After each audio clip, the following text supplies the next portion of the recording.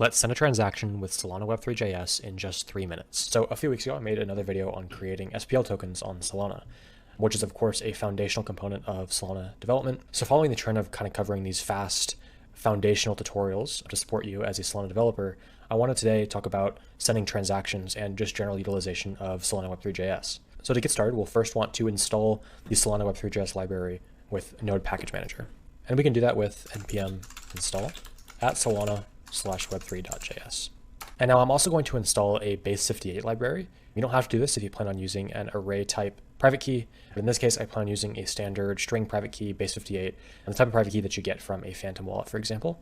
So to do that, and we'll get into this in a moment, but to do that, we'll need this base58 library to do some conversions.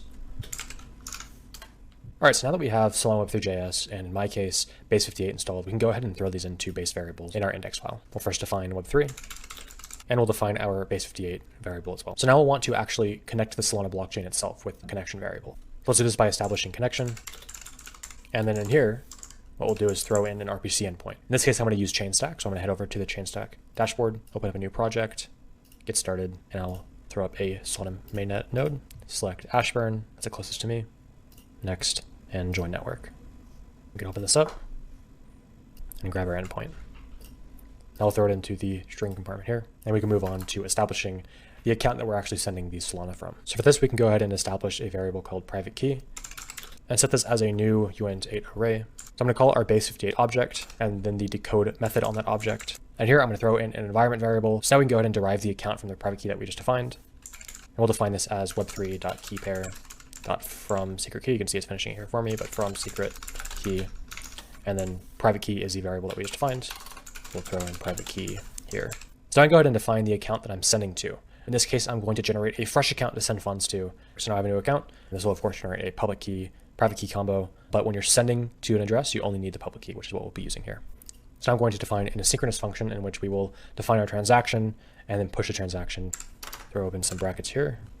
Define a transaction object. Then we can add an individual transaction onto this object. Now in here, we'll build the transaction itself. System program transfer.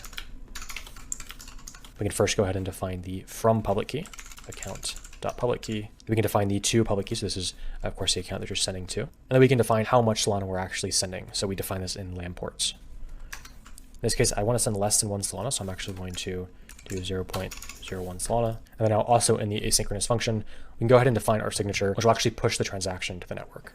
And then here we can do connection, which is of course the provider that we're connecting to. In this case, it's Chainstack for me. Then we can do transaction, which is the transaction object that we defined above. And then here in brackets, I'm going to do the from account that we're sending. So the account that is sending the Solana itself, which in this case will be just account in brackets.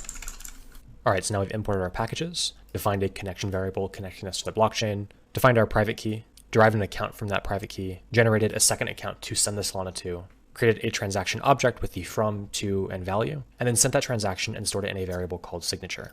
So now we can head over to our console and click on run. So now we can head over to our Phantom wallet, go to recent activity. Another one just popped up. Of course, I've done this a few times now. Viewed on slow scan. We can see 1 minute ago, success, 0.001 Solana to this fresh account, which has 0.001 Solana in. And that's how you send a transaction on Solana in just 3 minutes.